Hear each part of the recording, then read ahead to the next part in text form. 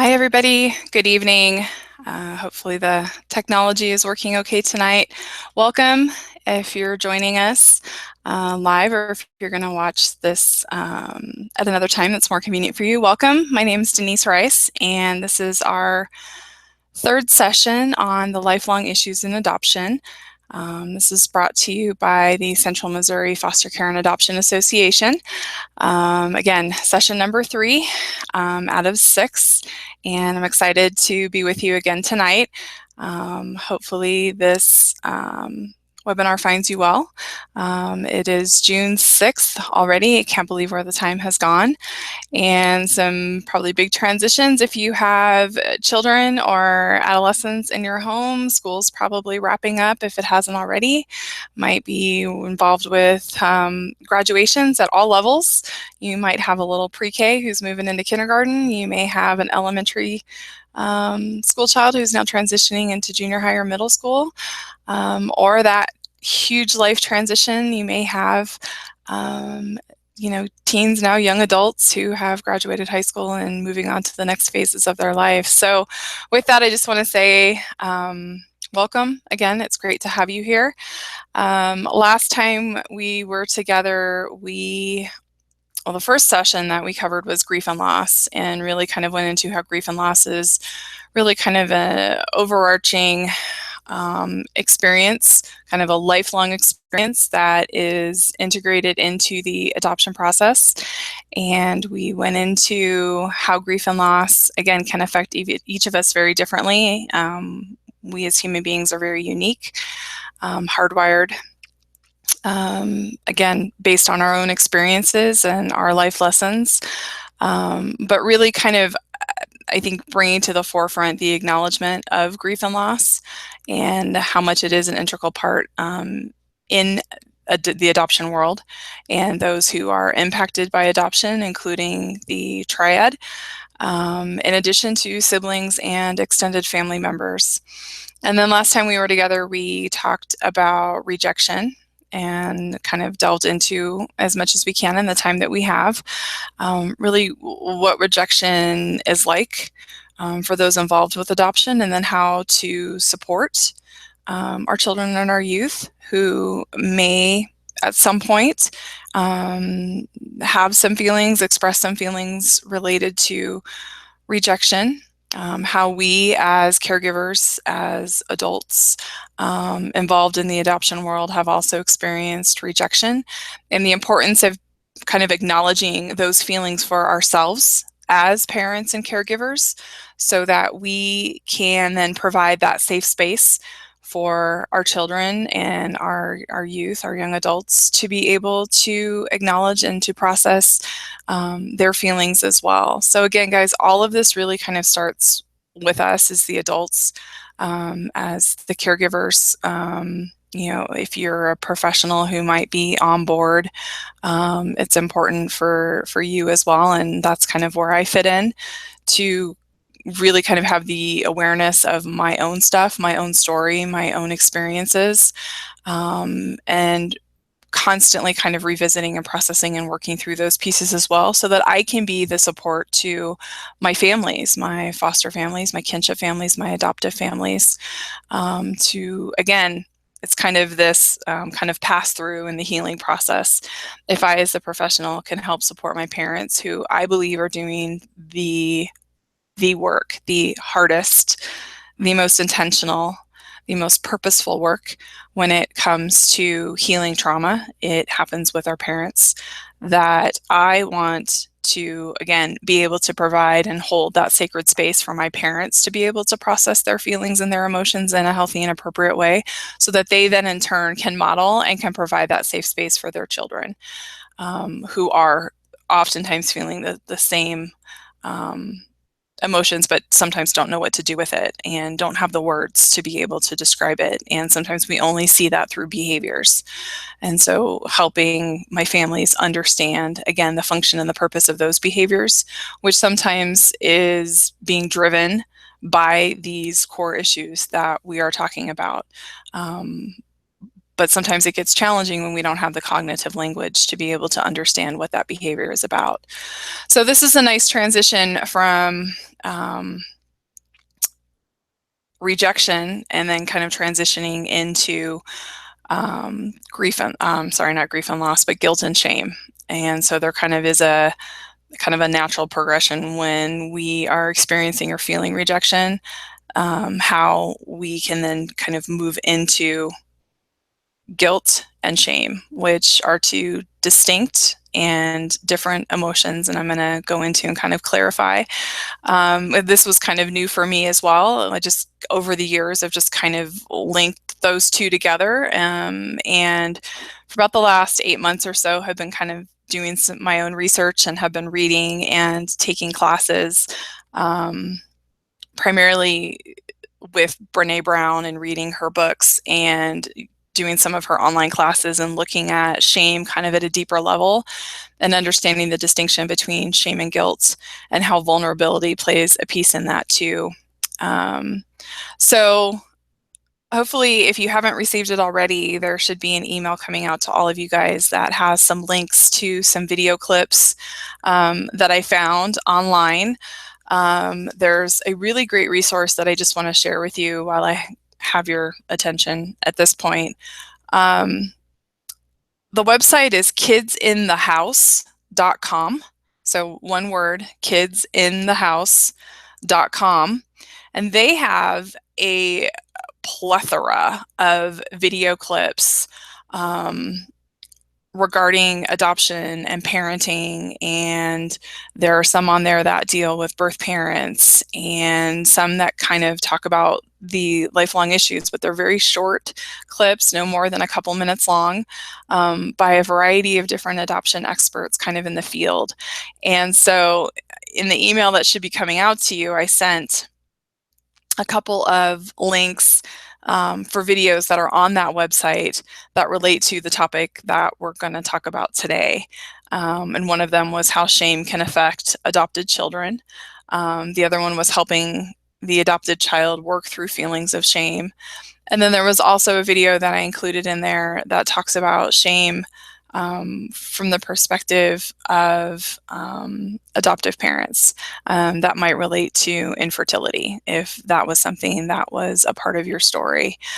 So again, I just wanted to share that resource with you. I was really excited to find it. And then in addition to that resource, I also included Brene Brown's website and her online learning site, which is CourageWorks.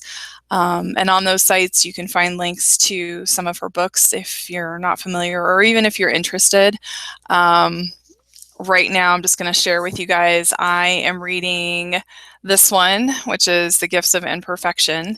And there's a section in here that deals with shame and guilt as well as shame resilience.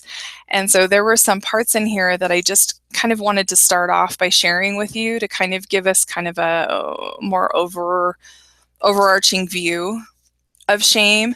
And then we'll kind of hone and dig deeper into that as it relates to the parties involved in the adoption process. And then we'll finish with how can you, as a parent and a caregiver, help support your child or your youth if they're struggling with feelings of shame and guilt. So if you will just kind of bear with me for a few minutes, I just kind of want to again, kind of give us a platform of where to start, because most people, again, kind of link shame and guilt together when there's kind of a very clear distinction between the two. So I picked out some passages that I wanted to share with you. So I hope this is helpful for you, as it's been very helpful for me, both personally and professionally. So she starts with kind of sharing that shame is that warm feeling that washes over us, making us feel small, flawed, and never good enough. If we want to develop shame resilience, I love that word, resilience, which is the ability to recognize shame and move through it while maintaining our worthiness and authenticity, then we have to talk about why shame happens. Honest conversations about shame can change the way we live, love, parent, work, and build relationships. And I just want to stop there and say, I am of the belief, and the more that I'm involved with this work and have the opportunity to come in contact with the most amazing people on the planet. I firmly believe that those of us that have been traumatized in the context of a relationship can only heal in the context of a relationship. So I'm going to say that again. And you've probably heard me say this before, and I'm sure I've said it on some of the previous sessions. And if you ever see me in person, I say it all the time. What heals trauma is relationships, especially if a child or an adolescent or a young adult was traumatized initially in the context of a relationship. The only thing that's going to heal that trauma is relationship and connection. So that's the hope that we have to hang on to. And I hope that that makes sense for you.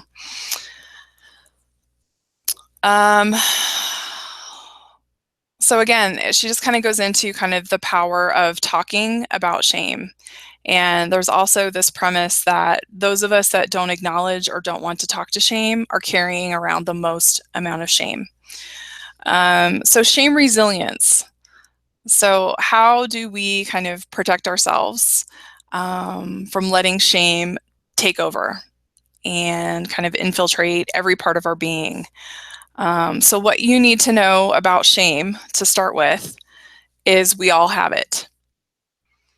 Shame is universal and one of the most primitive human emotions that we experience. The only people who don't experience shame lack the capacity for empathy and human connection. The second thing is we're all afraid to talk about shame.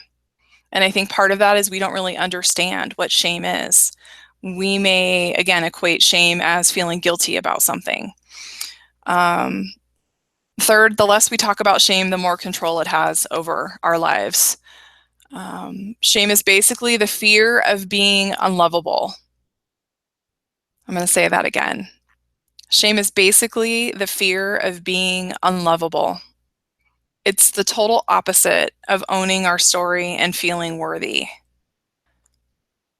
So the definition that Brene Brown has come up with for shame is the intensely painful feeling or experience of believing that we are flawed and therefore unworthy of love and belonging. It's that internal belief about ourselves that we are unworthy of love and belonging. That fear of being unlovable. And so if you kind of go back to attachment and you kind of think about the attachment cycle, some people call it the stress, arousal, relaxation cycle. Think about what happens when you have a very small child, an infant, for example, who is completely dependent on their caregiver. The only way that infants have to express to us that they have a need is by crying. And if you are a highly attuned parent, you quickly pick up on this cry means this. Okay, this cry means they want to be held. This cry is they want me to come in, and feed them. This cry is they need their diaper changed and whatnot. So what typically happens when our baby expresses a need and cries is we, as parents and caregivers, go in and we respond in a very regulated, responsive manner, very intentional, very purposeful. But that regulated piece is the key, even if we're exhausted and haven't slept for a week, we haven't showered for 2 weeks. You get that flood of oxytocin, which is that love hormone, that love chemical that floods your brain, that takes over, that when you see your baby, you make that face and your facial expressions and your tone of voice might drop a little bit and you might start kind of have a little like a singing type of tone to your voice and hello baby and how are you baby and you're so cute baby. That's oxytocin that will take over even if you are physically and emotionally exhausted so that you can effectively meet the needs of that baby. That baby is then mirroring how you're responding. And if you are calm and you are patient and you are kind, you meet that need, that baby then calms down. They regulate their emotions based on what they're seeing in their environment through their caregiver. So it's these little things called mirror neurons in our brain, very powerful. So our babies learn how to regulate their emotions based on our caregivers.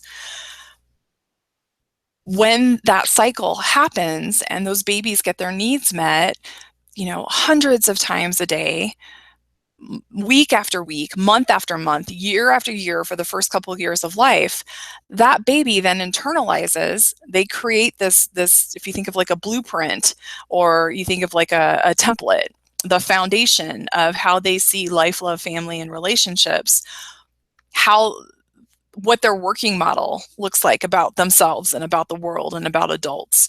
Those babies develop a positive working model, a positive blueprint, a positive foundation that adults can be trusted, they're dependable, they're reliable, the world is safe, therefore, and then they internalize this to themselves. I am worthy, I am lovable, I am important, I am valued, right?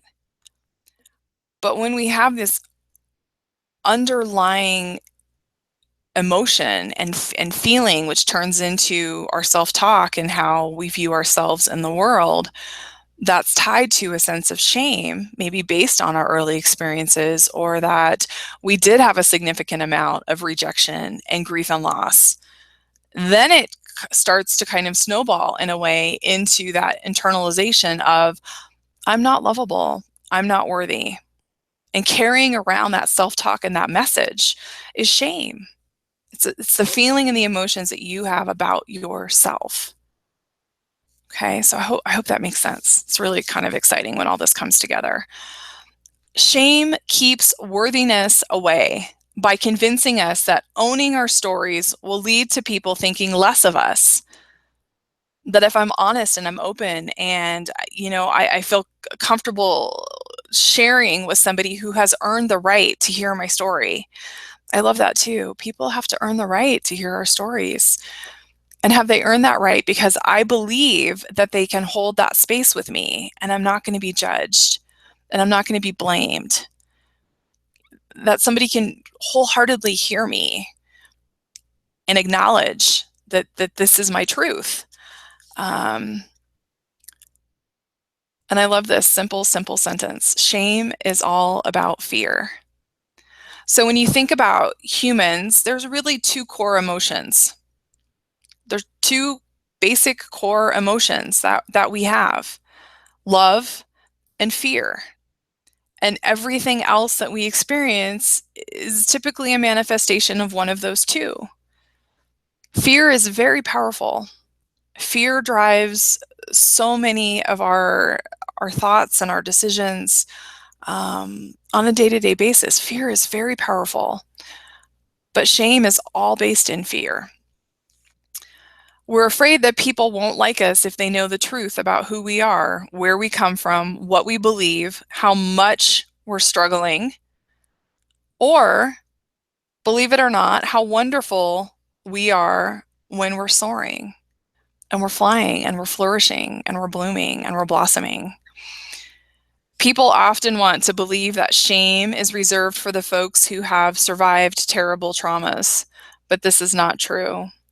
Shame is something we all experience.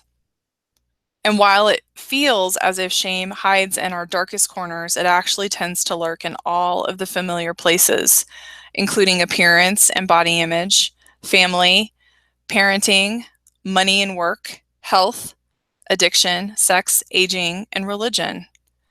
To feel shame is to be human. We're also afraid that if we tell our stories, the weight of a single experience will collapse upon us. There is a real fear that we can be buried or defined by an experience that in reality is only a small sliver, a small slice of who we are, but it is a part of who we are. I think this is where really life books can be an extremely powerful tool to help anyone really acknowledge, to process, to share their story. And again, sharing their story with somebody who has earned, that right to hear their story and to kind of sit in that space.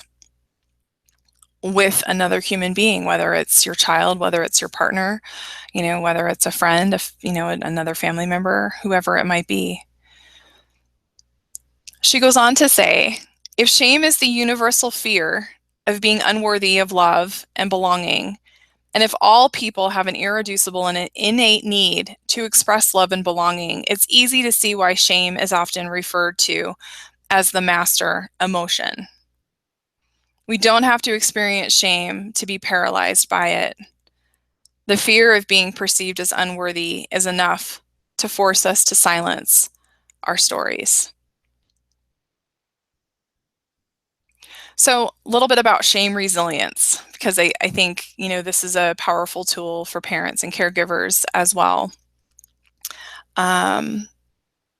So we're all capable of developing shame resilience. Shame resilience is the ability to recognize shame, to move through it constructively while maintaining worthiness and authenticity, and to ultimately develop more courage, compassion, and connection and the power of relationships as a result of our experience.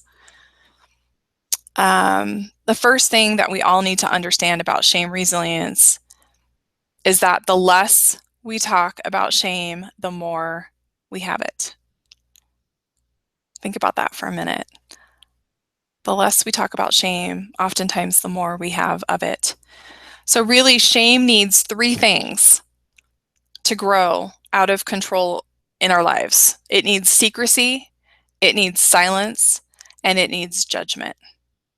So shame needs three things to grow: secrecy, silence, and judgment.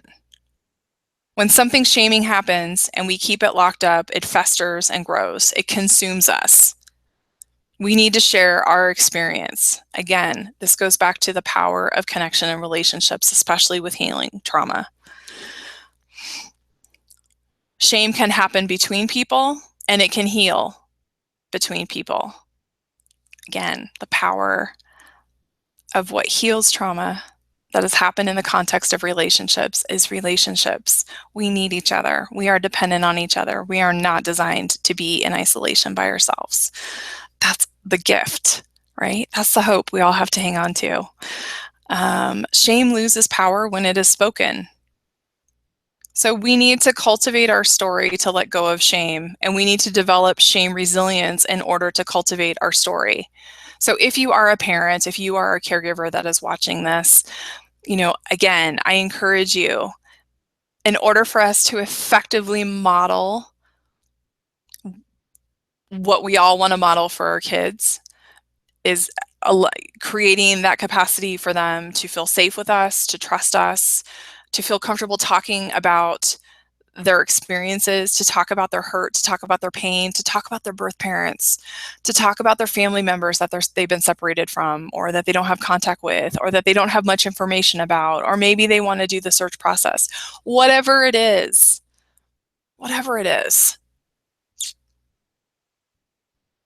we have to help them be able to express their story, to express what's going on with them, to help them maybe give words and descriptions to feelings that they don't really know what that's about. But in order to do that effectively, you have to start with yourself first. You have to start with you. And that's why I'm so pleased and I'm so happy that there's organizations like the Central Missouri Foster Care and Adoption Association that I believe, in the time that I've worked with them, go above and beyond in finding ways to support their families and their caregivers who are doing the greatest job, the most difficult job, the most emotionally draining job, right? Because I think they have that recognition, and I know they have that recognition that it starts with you first in order to provide that safe space to earn the right to be able to sit with your kids, to sit with your teenagers in their story and in their stuff, as difficult as it might be. A couple other things I want to share with you. So some of her research is looking at, qualities and characteristics and of those that have high levels of shame resilience. And she has found kind of these 4 elements for men and women who have high levels of shame resilience. Number 1 is they understand shame and recognize what messages and expectations trigger shame for them. Number 2, they practice critical awareness by reality checking the messages and expectations that tell us that being imperfect, means being inadequate. Let me say that again. These folks practice the critical awareness by reality checking, by fact checking, by checking in with themselves, the messages and expectations that tell us that being imperfect is the same thing as being inadequate. Number 3, they reach out and share their stories with people they trust. If you expect your kids to be able to do that with you, you have to model that behavior. You have to practice that in your own life. And number 4, they speak shame. They use the word shame. Call it for what it is. They talk about how they're feeling and ask for what they need. The folks who own and share their stories is really the power of the narrative, the power of the spoken word. And I'm going to kind of quote Dr. Dan Siegel in a video that I often show in a lot of my trainings. It's called Helping Children Heal. He, comes on and is talking about helping our kids with the narrative of their story. And he says this so eloquently, but what's shareable is bearable. When we can share our story in a space with someone who has earned that trust that we don't feel is going to be blaming and judgmental, it becomes bearable. It starts to become more manageable. So I love that. So let's talk a little bit about the difference between shame and guilt. So I'm going to move my book over here because my hand was just hurting a little bit. So the difference between shame and guilt. So the difference is best understood as I am bad and I did something bad. So guilt is I did something bad. I did something, it hurt somebody's feelings maybe, and I feel bad about the action, what I said. Again, usually involving somebody else in a lot of the situations. The shame is the internalization then of I not only did something bad, but I'm now a bad person. Those messages, that self-talk, that internalization of, again, I might have done something bad, but now I am a bad person. Shame is about who we are, and guilt is about our behaviors. We feel guilty when we hold up something we've done or failed to do against the kind of person we want to be. When we apologize for something we've done, make amends to others, or change a behavior that we don't feel good about, guilt is most often the motivator for that. Guilt can be just as powerful as shame, but its effect is often positive, while shame's effect can often be very destructive. Shame can corrode the part of us that believes we can change and do better. Again, when you have internalized that self-concept and that self-view, that working model, that I am bad, I am unlovable, I am not worthy, it literally can corrode every aspect of your life. It really inhibits you from the belief that you can change, that you can make lasting changes, and that you can do better in the future.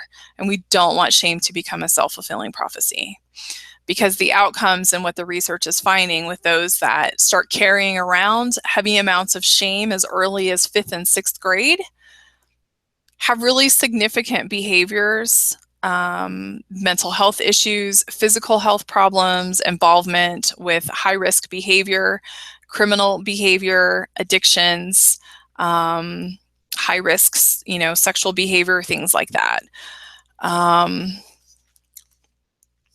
So shame, again, is much more likely to lead to destructive and hurtful behaviors than it is to be the solution. It's human nature to want to feel worthy of love and belonging. We all want to be loved and to feel like we belong. So you think about when you were kind of in adolescence, how you often tried on different personas or tried to fit into different groups because you were yearning, especially with typical adolescent development, wanting to belong somewhere to some group of people who would accept you for who you are. No judgment, no blame. As humans, we're all striving for that connection. We are all striving, we are seeking, we are yearning for the sense of belonging with some tribe, with some group, with a partner, with your family, blood or non-blood, whoever you consider to be your family unit. That sense of belonging is a big drive for us as human beings. When we experience shame, we feel disconnected and desperate for worthiness. Full of shame or the fear of shame, we are more likely to engage in self-destructive behaviors and to attack or shame others. It is a lot easier to deflect, to push shame onto others than it is to have to acknowledge and to work on your own stuff. So sometimes you might see that in behaviors with your children or your adolescents, where they will try to push that feeling, because it's uncomfortable and it's yucky, onto other people, or try to keep you at a distance because their internal beliefs about themselves, which goes back to early attachment stuff, is that they're just not worthy. They're unlovable. They don't want to get close to you. They don't want that connection. They don't want that relationship because they were hurt by relationships when they were little. Their primary caregiver didn't do what they were supposed to do, didn't meet their needs when they had those needs. They cried and cried and cried and cried and cried, and then they got hurt. Or they cried and cried and cried and cried and cried and were left alone for long periods of time. And then learned how to shut down and how to assume responsibility for themselves, because adults can't be trusted and the world is not safe. So I hope that makes sense. Shame, again, is related to violence, aggression, depression, addiction, eating disorders, and bullying, as well as a multitude of other high-risk behaviors. Children who use more shame self-talk, which is I am bad, versus guilt self-talk, which is I did something bad, struggle with issues of self-worth and self-loathing. So again, hope that just kind of gives us a little bit of a foundation what we're talking about. And again, that is from The Gifts of Imperfection by Brene Brown. And I think it really does kind of help give us a foundational view of kind of the differences between guilt and shame. So think about for a minute, what guilt are you carrying around right now? Did you even know that shame could be a part of your existence? Did you really know kind of what shame was before I started talking about it? Are you carrying around any shame that you've kind of packed away, that is somehow kind of bleeding over into your life at this point? Or could it be maybe impacting your relationships in some capacity? I'm just putting this out there just for you to kind of think about. What guilt are you hanging on to? What things, choices, decisions have you made that maybe weren't the best? And has that then turned into kind of a sense of shame and how you feel about yourself and how you believe you are as a human being? Have you just made some poor decisions? Have you tried to make amends for those decisions? Or do you have some self-talk that you're really struggling with about kind of who you are as a person? I just want you to think about that. Again, what's shareable is bearable. We have to be able to talk about this. And if you think, I might have some shame that's still, I kind of tucked it and packed it away, and maybe I said something that resonated with you, or, if you've been struggling with it for a little while, I encourage you to find someone. And I'm not saying necessarily a professional licensed therapist or anything like that, but I will tell you that therapists even have their own therapists. And we all have things in our life and through our experiences that affect us in different ways at different points throughout the life cycle. Grief and loss is kind of a recurring piece. Maybe we have made decisions that we are not proud of, that we haven't really unpacked and sifted through, and maybe has kind of infiltrated on kind of our view about ourselves. And so again, if you're caring for someone else who's probably kind of walking around and holding some of those same emotions, we can't expect them to unpack that. We can't expect them to share, to process, until we are in a place that we are able to do that. So I really just encourage you to take care of yourself, to seek help if you need it, to ask for help if you need it. Doesn't have anything to do with being weak. I often hear, but I made the decision to do this, whether it's get into foster care or adoption. I made the decision to do this, so I have to handle all this myself. And I'm here to tell you, you don't. You're not superhuman. We all have a threshold of how much we can carry, how much we can do at one time. We make mistakes. We need to learn from those mistakes. We honor those mistakes, and then we find the opportunity on what I can do differently next time. And that is what we want to model for our children, for our next generation. That things maybe have happened to you that were out of your control, that you didn't ask for, but those experiences do not have to become your truth, do not have to become your definition of how you view yourself in the world. So with that said, let's kind of move into a little bit with how guilt and shame is related to our adoption world and the triad, as well as kind of siblings and extended family members. So there's no additional handouts for this session. I just kind of want to encourage people to go back to the first session on grief and loss. There was a bulk of handouts that were attached to that first session that I'm just kind of going back and referring to. So in one of those handouts, there's a couple different sections that talk about guilt and shame that I'm just going to kind of go over kind of as a reminder, or just kind of working through the process. But most people who believe that they were rejected or abandoned also experience shame that is tied to that. The shame experiences when rejected by a potential date or a potential partner is nothing compared to feeling rejected by one's birth mother.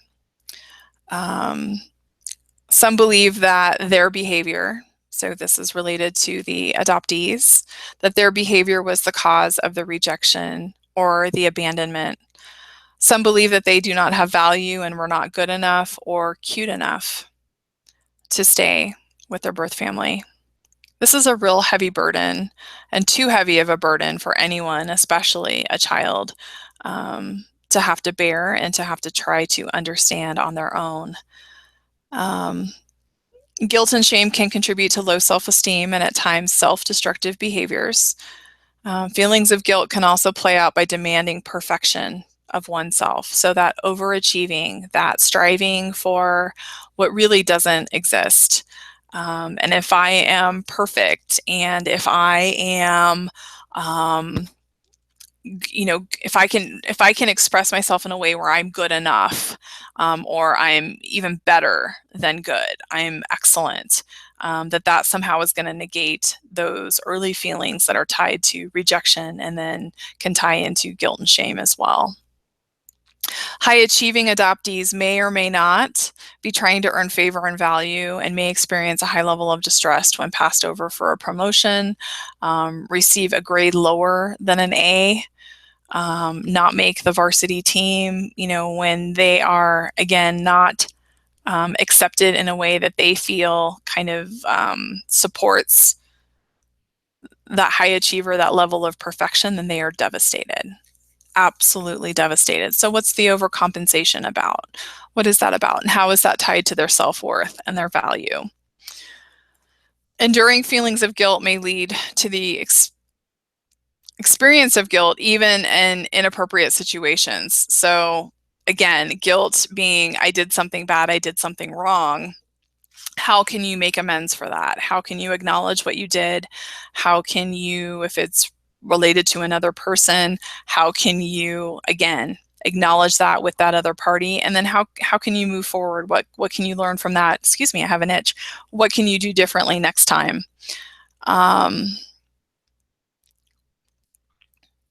So with that, I'm going to come back to some of the interventions in just a minute. But again, to really just kind of summarize that guilt and shame are really byproducts of rejection. They're a child's paralyzing toxic reactions to the belief that something must be intrinsically wrong with them. So again, shame is about me, guilt is I did something wrong, or that they must have done something really, really bad to cause the abandonment, to cause the rejection, to create an opportunity for adoption. Again, how we view adoption is oftentimes very different than how our children and our adolescents and our young adults view adoption and how it happened and the steps that played into that. So I think that's a conversation too that is important to have on a continual basis throughout the developmental life cycle, is what's their understanding, what's their perception of the adoption, of how it occurred, of why it occurred. And making sure that we're sending messages and validating that it wasn't because of what they looked like, it wasn't because of who they are.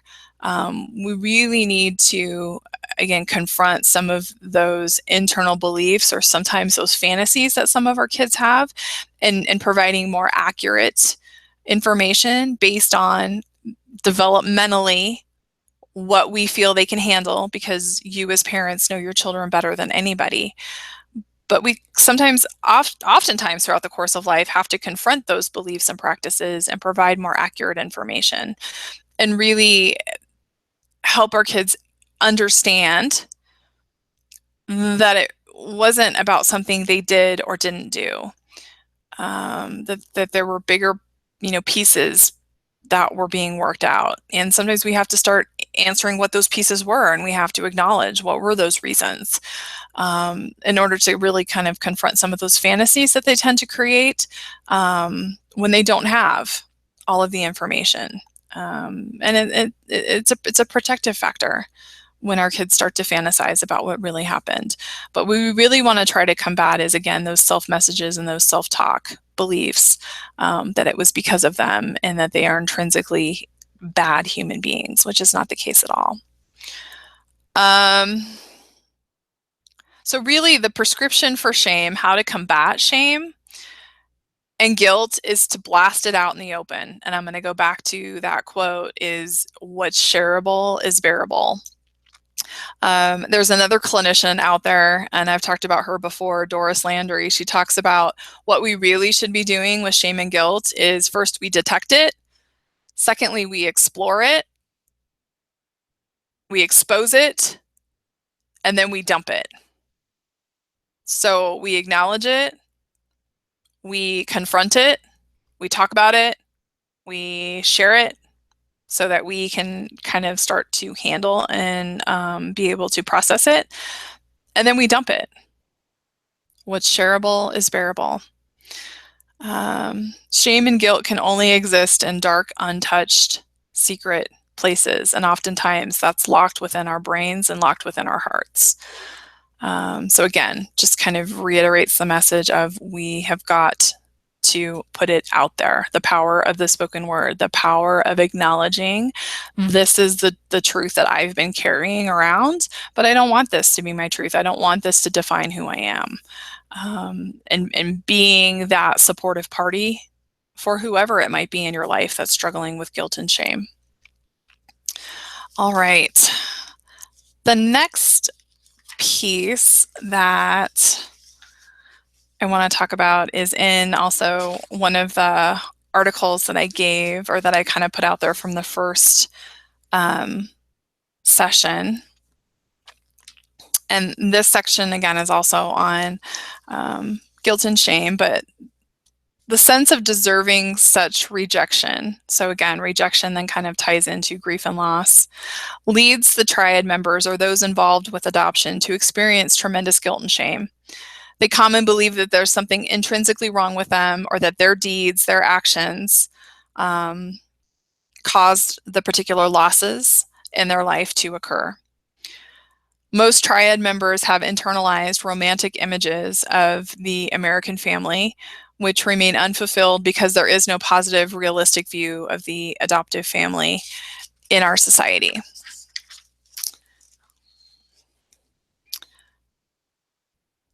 For a lot of folks involved with adoption, the shame of being involved in adoption exists very passively, oftentimes without recognition. And I think that kind of speaks to what I talked about earlier about most of us sometimes don't even know if we're carrying around any shame at all, or that's the word tied to the feelings that we have. The shame of maybe an unplanned pregnancy, the crisis of infertility, or the shame of having been placed for adoption, or if an adoption plan was made for you, remains often unspoken, often as some sort of an unconscious motivator. It's interesting. Adoptees suggest that something about their very being caused the adoption to happen. The self-accusation is intensified by the secrecy that's often present in past and current adoption practices, and we're a lot better than where we used to be, but we still have a lot of work to do. So these factors can then combine to lead the adoptee to conclude that the feelings of guilt and shame are indeed valid. So again, if there's a sense of, we can't talk about it, you tie that secrecy component, oftentimes will lead to feelings of shame. And how is my story, if we can't talk about it, why can't we talk about it? And then how does that tie into how I view myself, how I, can process, my story and what has happened to me and with me. So adoptive parents, if they were struggling with infertility, and again, as I said before, the early research on the lifelong issues with adoption with regards to adoptive parents is fairly heavy on infertility or not being able to have your own, biological children. So there's a big infertility piece that's tied to this. So for some of you, this might not be applicable. So again, I just kind of want to preface that so you understand kind of where this is coming from. So adoptive parents, if they struggled with infertility, frequently believe that they must have committed some sort of sin to have received, such a harsh sentence, if you will, that they're not, able to experience being able to have biological children. They then can often feel ashamed about themselves, of their bodies, and the inability to have children. Birth parents can feel a tremendous amount of guilt and shame, maybe for having, been intimate or had sexual relationships, for the very act of conception, and then finding themselves in a position where either, again, if they're making an adoption plan or tried parenting and it, was not successful for whatever reason, carry around that sense of guilt, which can often then translate into shame and how they view themselves, their self-concept, their self-value. So what do we do? What can we as, parents and caregivers, what can we do to help our child, or how you can help your family if there are issues with guilt and shame? And for this, I'm going back to the handout that was from the first session that talks about, this is kind of my go-to one, how can you help your family respond to the 7 lifelong issues of adoption? And I'm just looking under the section on guilt and shame. So what can we do to help our family? I think, again, first and foremost, I'm going to go back to, you probably need to start with you. And you might need to revisit some experiences, some events that maybe kind of need to be unpacked again, or packed and repacked in a different way. So start with you. Again, you want to model what we want to offer and provide for our children. And in order to do that, you have to be willing to take a look at yourself first, because this isn't all about our kids. This is really first and foremost, this is about us. And find support if you need it, ask for help if you need it. You're not alone in this, and you do not have to be alone in this. But some other things is kind of acknowledging the pain of guilt and shame, and share the burden of carrying this pain. Share it. What's shareable is bearable. Because then what we want to have happen is that then our children and our adolescents will feel that they can come to us and they can share and they can dump. And sometimes they just kind of vomit their stuff all over us. And I don't mean literally, but sometimes they do. But that's okay. That we can handle it. That we want to have earned that trust. We want them to feel safe enough to be able to process this stuff with us, to share this with us. We don't want them to go, I don't want to tell mom or dad because it'll be too much for them or they can't handle it. We don't want our kids carrying around that burden. We can handle it. We owe it to our children. They deserve it, and we need to be there for them for that. Another idea is maybe have a ceremony that gives your child permission to release the guilt and shame.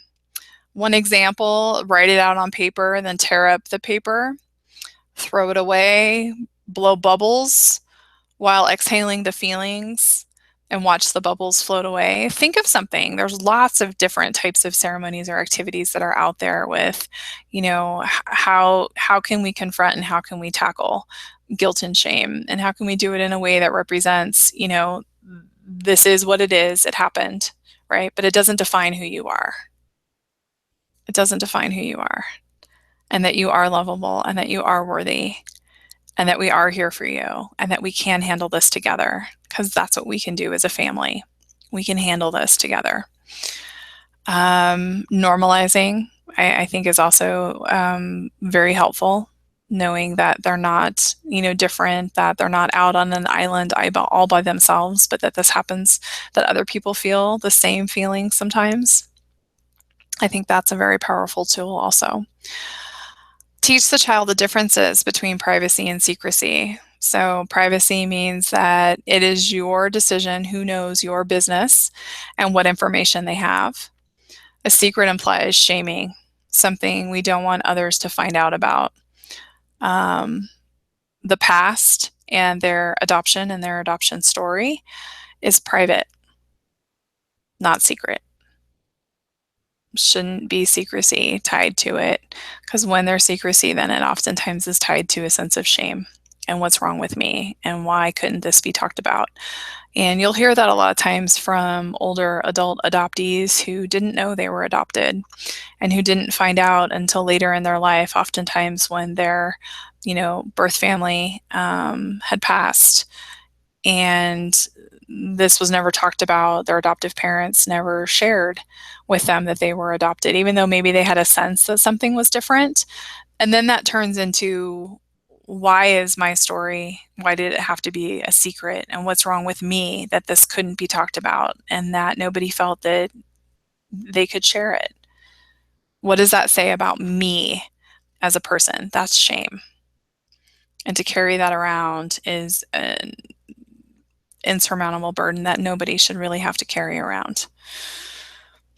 Talk about how the family has grown from this struggle, this experience, whatever it is. Find the opportunity. What is the opportunity? What was the lesson? What is the gift that's been offered in this process? How each has survived and overcome the obstacles. How are you stronger because of this? What have you learned about yourself in this process? That's what we want to offer. And the last one I have, again, and I said this in the beginning, is seek support. Seek support for yourself. You are the conduit to healing for your children, your adolescents, your young adults, whoever is in your household. And in order for you to be that pass-through, to be that conduit that our kids deserve and that they need, it's imperative. It's imperative that you take care of yourselves. And I hope that this has been helpful. in some capacity. If there's some aha that you got from today, check out those videos. If you're interested in checking out the website that I also passed along to you. And our next session looks like we are off. Let me check my schedule. We are off for July. So there will be no webinar in July, and we come back on August 1st and we will look at identity. So again, if you guys have any questions or any comments or any feedback or want any additional resources, my email is Denise Rice, it's DENISERICE @hotmail.com. And I hope you guys have a great rest of June. Enjoy your July, and we'll see you back here on August 1st. Take care of yourselves and take care of each other. Thank you.